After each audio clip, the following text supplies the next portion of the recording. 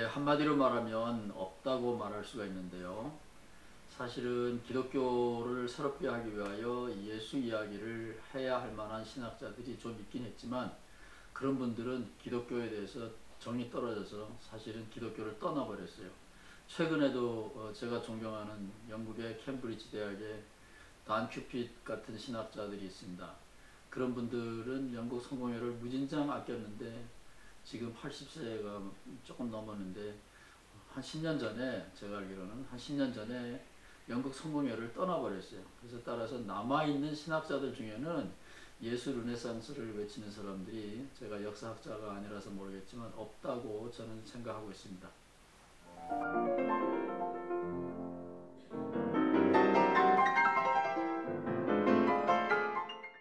예, 이 세상에서는 이 고대 히랍 로마 문화를 부흥시키려고 했던 사람들의 노력을 가르쳐서 한국말로는 뭐 문예부흥, 그냥 르네상스 이렇게 말하는데 그 말과 맥을 상당히 같이 갑니다.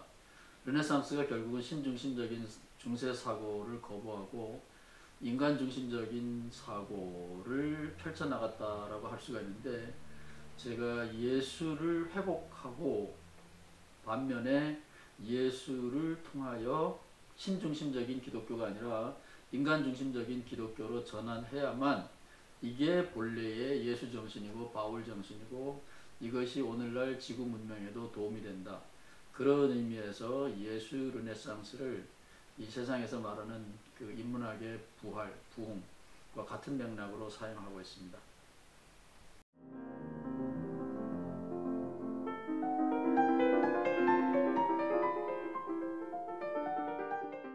예, 우리가 하는 말이 어떤 대척, 대립, 대조되는 반대 개념이 선명하지 않다면 우리가 쓰는 말도 또한 선명하지 않기 때문에 이건 꼭 짚고 넘어가야 되죠.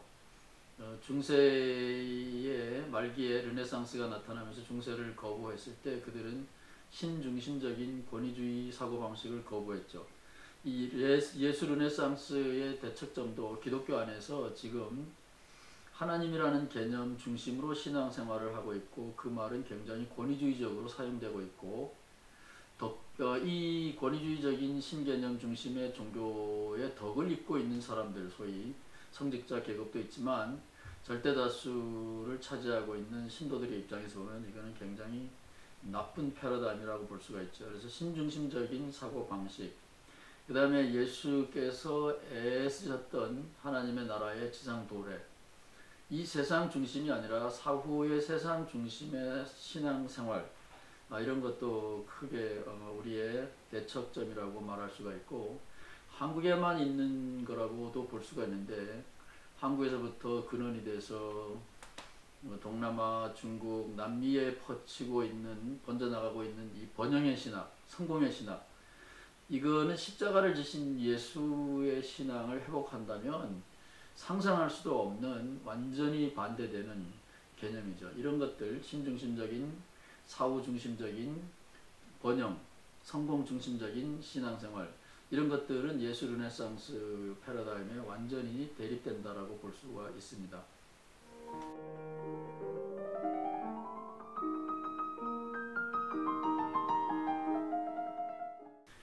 초기에 천동설에서 지동설로 넘어갔을 때 많은 사람들은 이런 헛소리 하는 사람들을 오히려 처형해야 된다고, 신을 모독하는 사람이라고 매도했지만 결국은 그것을 받아들인 것처럼 예수의 패러다임, 예수의 사고방식을 받아들이는 게 기독교 안에서조차 쉬운 일은 아닙니다. 그러나 마가복음에 나와 있듯이 예수님은 아주 극명하게 안식일, 신중심적인 시스템, 그 안식일이 좋기는 하지만 이게 사람을 위하여 있는 것일 때 좋은 것이다, 이런 혁명적인 선언을 했다라는 것을 기독교인들이 모르는 분은 하나도 없어요. 그럼에도 불구하고 예수를 믿는다고 말은 하지만 예수의 중심 사상, 안식일조차도 사람을 위하여 있는 것이다 라는 이런 사상을 모르고 있으니 평신도들은 이 지금 신중심적인, 사제중심적인 신앙생활이 아니라 사람 중심, 평신도 중심의 새로운 신앙을 받아들이는 것, 주저하지 않고 이거를 받아들이는 것이 오히려 평신도들에게도 도움이 크게 된다고 봅니다. 용기가 필요한 거죠, 한마디로 말해서.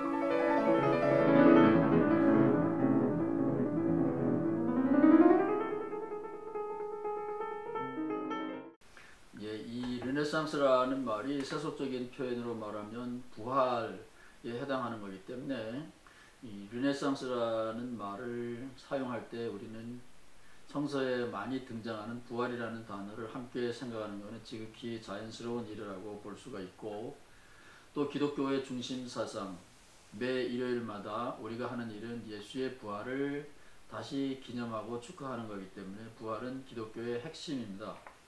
근데 그 옛날 유명한 일화가 있어요. 불트만이라고 하는 실존주의 철학자요 신학자가 있었는데, 그가 부활을 안 믿는다는 소문이 들려서 신앙인들이, 교회의 중진들이 불트만에게 와서 질문을 했습니다. 선생님, 부활을 믿으세요? 불트만은 이렇게 대답했습니다. 어떤 부활을 말하는가요? 세상의 부활은 말하자면 백화점에 안에 있는 물건처럼 무진장 다양합니다. 야채 가게에 있는 야채처럼, 청과상에 있는 과일처럼 엄청나게 다양한데, 기독교인들은, 혹은 비전문가적인 기독교인들은 부활의 개념이 하나밖에 없다고 생각을 합니다. 그래서 부활이라는 말 개념에 대하여 정의하기 전에 나는 부활을 받아들인다, 안 받아들인다 라고 말하면 함정에 빠지는 거죠.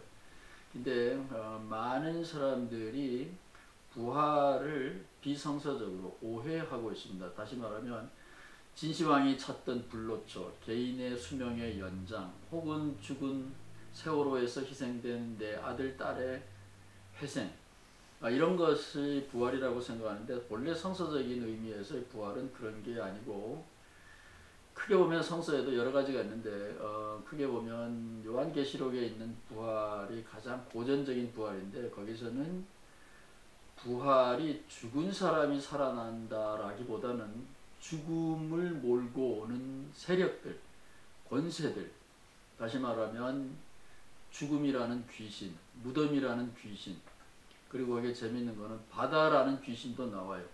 그러니까 이스라엘 사람들이 바닷가에 살았기 때문에 이 바다가 얼마나 무서운지 압니다. 저도 바닷가에서 태어났기 때문에 해마다 여름이 오면 샘가부들이 많이 생겨납니다. 그래서 이 물귀신이 얼마나 무서운지 아는데, 육지에 사는 사람들은 물귀신을 잘 모르죠. 그래서 요한계시록에 보면 마지막에는 바다가 없다, 바다가 없어진다 이런 말이 있는데, 그것은 무덤, 죽음이라는 귀신, 바다라는 귀신, 물귀신과 함께 이 세상에서 억울하게 희생당하는 죽음이 다시는 일어나지 않는 새로운 세상이 온다. 그것이 요한계시록이 그리고 있는 지상천국입니다. 그게 이제 부활의 가장 고전적인 의미고, 저는 그런 부활을 믿습니다. 이 세상은 죽음의 세력이 난무하고 있는데, 이 죽음의 세력은 종식되어야 되고, 예수의 십자가는 바로 이 죽음의 세력과 더불어 저항하고 싸운 건데, 부활했다라고, 예수께서 부활했다라고 선언한 사람들은 바로 이 예수가 이 세상 죽음의 권세에 의해서 타살당한 것이 아니고 맞서서 장렬하게 산화했기 때문에 오히려 세상 권세를 무로 돌린 것이고, 그 자체는 승리였다. 저는 그렇게 예수를 이해합니다. 따라서 예수의 십자가, 부활, 재림, 승천, 재림, 이것은 네 개의 모티브지만 사실은 한 토막의 음악 작품이라고 생각할 수 있습니다. 즉 십자가는 신의 정의의 기준이고, 이 신의 정의, 십자가의 삶의 스타일이 이 세상을 다스리게 될 거고, 그렇게 되면 죽음의 세력은 없어진다. 그래서 옛날 예수에게서 일어났던 이 부활 사건은 창조 사건처럼 지금도 계속되고 언젠가는 완성될 희망이기도 합니다. 저는 그렇게 부활을 믿습니다.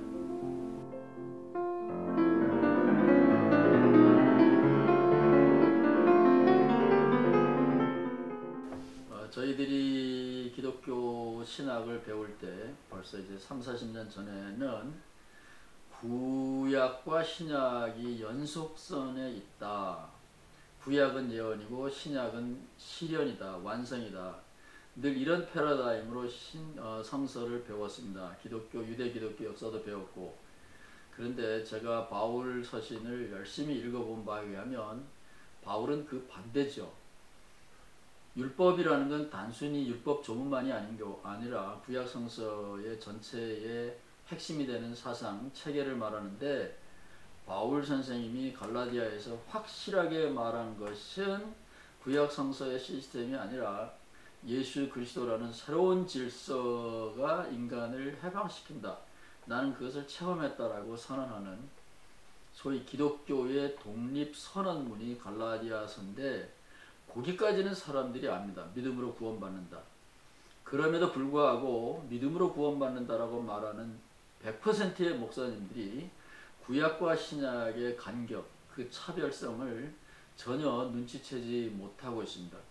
이제 마가복음에 대해서는 전설에 의하면 마가복음을 쓴 사람은 베드로의 제자다.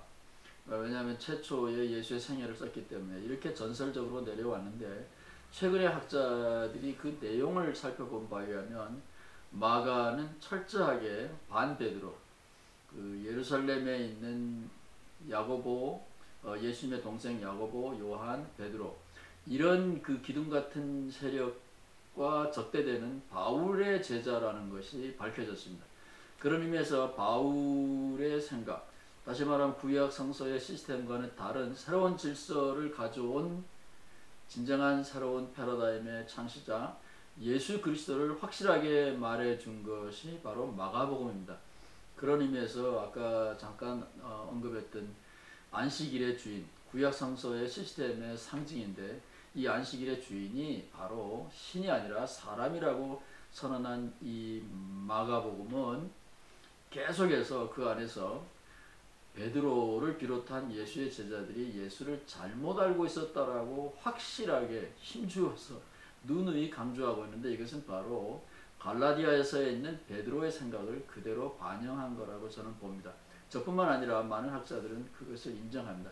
이런 의미에서 예수에 대한 바른 이해는 바울 서신을 읽고 마가복음을 읽으면 기독교는 새롭게 보이고, 그것은 바로 르네상스, 인간 중심적인 새로운 기독교의 생각으로 꽃피어날 것이 확실합니다. 저는 그렇게 믿고 기대합니다.